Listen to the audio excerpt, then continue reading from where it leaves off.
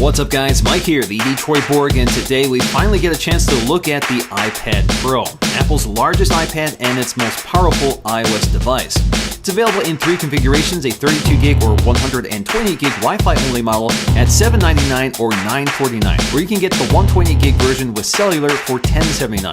This effectively means you will need to spend almost $300 extra to get a cellular version of the iPad Pro, which is also the only version with a GPS antenna for navigation. Now it's available in the same colors as the smaller iPads, including silver, gold, and space gray, and we will be taking a look at all of them in this video. The packaging is pretty familiar for Apple. We have the iPad's slender 6.9mm profile on the front of the box and the iPad Pro branding along the side in its appropriate colors. On the back we'll find our specs and details clearly marked, and in this case we have two 120GB cellular models and one baseline Wi-Fi model. First up, let's flip over the boxes so we can slice off the shrink wrap plastic.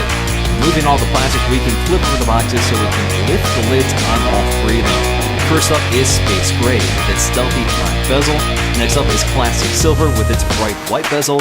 And following that, we have the Gold iPad Pro, which also sports a white bezel. Getting to the Space Gray model first, we can see that it's wrapped in a frosted plastic wrapper like most Apple products launched this year.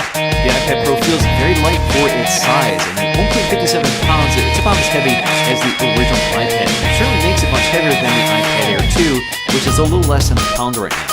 Next up, in stark contrast to the Space Gray, we have the silver and white iPad Pro, also wrapped in frosted plastic. And as you can see, in this case, we have a cellular version, which has a white plastic trim piece at the top for greater transparencies. And lastly, we have the gold model, which will match my existing gold iPad Air 2 and iPad 4, which we'll compare to in this video. This is also a cellular model with white plastic trim piece at the top. Now, if we had a cellular version of the Space Gray iPad Pro, this piece would have been black instead of white. Accessories are the same for both, including a 12-watt power adapter, which is used to charge the iPad's large 38.5-watt battery, which should last 10 hours of normal use with the Wi-Fi. The charger also has a removable wall adapter to add extender cables or international adapters. And of course, we need a lightning cable, so a USB Type-A to lightning cable comes included, which is nicely wrapped up. And lastly, we have a packet containing a SIM ejection tool, something you won't find included with Wi-Fi models. Inside the packet, we'll also find a quick start guide, warranty information, and some white Apple stickers. Before we take a close look around, let's boot up our iPad Pros to get them set up for the first time. Incidentally, the boot screen on the iPads match the bezel colors for each iPad. Now, like the other iPads, the iPad Pro does incorporate Touch ID, which works with Apple Pay. The setup is a familiar process, and you can skip this if you want and set it up later. iPad Pro unfortunately does not pick up the lightning-fast Touch ID 2 sensor from the newest iPhones. So taking a closer look at the iPad Pro, we are confronted with a truly massive 12.9-inch 4x3 LCD IPS display with a Retina resolution of 2732 by 2048, which is good for 264 pixels per inch, making it the highest resolution display on any iOS device today, but with the same pixel density of the iPad Air 2. Now, like all recent iPads, the display is laminated to the glass with no visible distortion when pressed, although you can see the glass and display flexing if you press firmly. At the top, you'll find the venerable 1.2 megapixel FaceTime HD camera with an f2.2 aperture, which is good for 720p HD video. This is effectively the same camera we've had on recent iPads for a couple years. Down below, we'll find our home button incorporating Touch ID, which is covered in sapphire glass and surrounded with a color-matched metal ring, which acts as a capacitive trigger for the Touch ID feature. Along the back, you'll find no major design revolution here. It looks like all the current generation iPads with a rigid all-aluminum unibody frame and a polished color-matched Apple logo at the center, which is once again a standalone component and not etched into the metal. So again, nice attention to detail. In the upper corner, we'll find an 8-megapixel iSight camera flanked on either side by a set of dual microphones. The camera is also the same one we've seen for a few years now and is good for 1080p HD video with autofocusing and software stabilization. Along the top edge, we'll find the power sleep wake button, and nearby we'll find a set of volume controls with a polished indent between them. At the opposite corner, we'll find a headphone jack with a color-matched insert. And at the bottom, we have a lightning connector, again with a color-matched insert and metal surround. On the cellular models, we'll find a nano SIM tray on the lower right side with an Apple SIM already included. This SIM can actually be used to activate a number of services, so you don't need to purchase a specific SIM for each carrier. You can basically set this up under settings. The iPad Pro also features a radically different speaker design than previous iPads, with speakers at all four corners. The iPad actually has resonance chambers milled into the metal frame and covered with a carbon fiber cap. This creates a very dynamic soundscape and lower resonance, which creates a much fuller and immersive sound. The iPad can also adjust speaker output depending on orientation, which means the speakers always sound balanced. Now, with these resonance chambers, there is a noticeable amount of vibration in the chassis, especially with the speakers at higher volumes. And if you're holding the iPad in landscape orientation, this means your palms are near these speakers, which can distort the audio even with another set of speakers to compensate. Audio does sound really impressive, and it's certainly the best audio experience on any tablet today, but my only complaint is that audio sounds a bit distant or muffled and not as crisp and clear as a set of front-facing speakers. Also unique to the iPad Pro is a new Smart Connector, which is a set of pins integrated into the side of the iPad, which can provide a data and power connection to accessories, such as the official Apple keyboard case or third-party cases like this Logitech case. This means accessories don't need to provide their own power and no Bluetooth connection is needed. It's all powered by the iPad through this connection. This is particularly nice for backlit keyboards like this Logitech keyboard, which would otherwise have to be charged frequently in order to maintain that backlighting. In terms of specs, the iPad Pro is packing Apple's new A9X CPU, which is a dual-core processor clocked at around 2.25 GHz with 4 gigs of RAM. This leads to a very impressive Geekbench score, besting the single-core scores of the iPad Air 2 and the Mini 4 by a significant margin.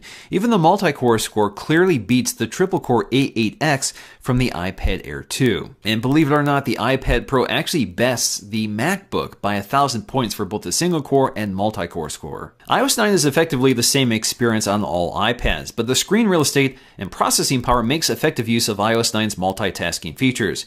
Now we have slide over that allows you to peek into apps by swiping in from the right edge in either portrait or landscape orientation. Or we can swipe to expand them for side-by-side windowing. This is only available for apps that support scaling, which includes all Apple apps. But effectively, this allows you to interact with two apps at the same time, and iOS 9 handles this very smoothly and seamlessly.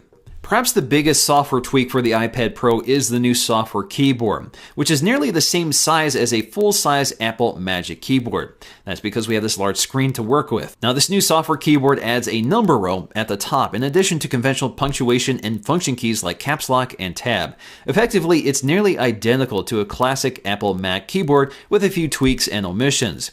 This makes it easier to type on the iPad Pro keyboard like a traditional keyboard, but it's still hard to get used to since there is no physical feedback, and it's hard to maintain your fingers near the home row without resting your tips on the glass. Unfortunately, especially in the iPad Pro's case, you can't split the keyboard for thumb reachability like you can on the iPad Air 2 and iPad Mini 4. The camera app doesn't add any new tricks from previous iPads. We still have time-lapse and 120 frames per second slow motion.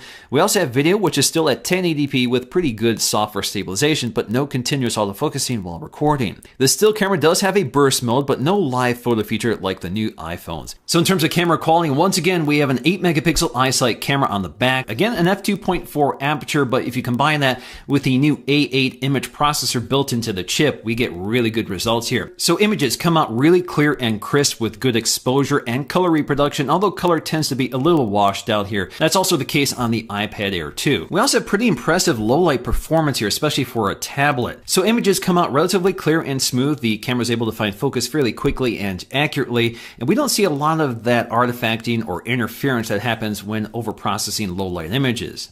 Video also looks great here, so Apple has really good software stabilization. There's no optical image stabilization here, but we do get excellent results in terms of handheld video. The only problem with this camera is that we do not have continuous autofocusing, so you will have to tap the screen to adjust focus if you change your shot. But again, video comes out clear and crisp with good detail, color reproduction, and exposure. So overall, a great camera system, very much like the one on the iPad Air 2. The iPad Pro is a significantly larger tablet than the iPad Air 2, and especially the iPad Mini 4. In fact, the iPad Pro has 70% more screen real estate than the iPad Air 2. Now, compared to some of Apple's laptops, the 4x3 iPad display is actually much larger than that of the MacBook, and it's closer to a 13-inch MacBook Pro. And once you start adding keyboard accessories, this actually turns into a fairly large laptop. We also get a host of new accessories for the iPad Pro. The two biggest ones are the Smart Keyboard. We're going to have to take a look at this in a separate video because it's not launching alongside the iPad Pro in retail stores. We also have the Apple Pencil, which is a stylus designed specifically for the more sensitive touchscreen of the iPad Pro. Again, we'll take a look at that in a separate video. We do get some cases for the iPad Pro, including a silicone case available for $79 in charcoal gray or white. We can also pick up a matching smart cover for $59, and just like other iPads, it magnetically attaches to the side of the iPad and folds up and puts the iPad to sleep or wakes it up. Ultimately, the iPad Pro is a tough one to categorize. It means different things to different people. For me, it's a laptop with LTE and a touchscreen. To others, it's a digital sketch pad or a bigger display for media consumption and gaming. But ultimately, it's a more powerful tool than before, but its size and heft means it's not really just a larger iPad Air. Using the iPad Pro is a very different experience, so the challenge for an iPad shopper is to determine what they need or what they want from their tablet or laptop. Alright guys, so before I go, what I want to know from you guys is how would you use your iPad Pro? Let me know in the comment section below. Alright guys, so that's going to do for me in this video. Hope you guys enjoyed it. Thanks for watching, and I'll see you again in the next video.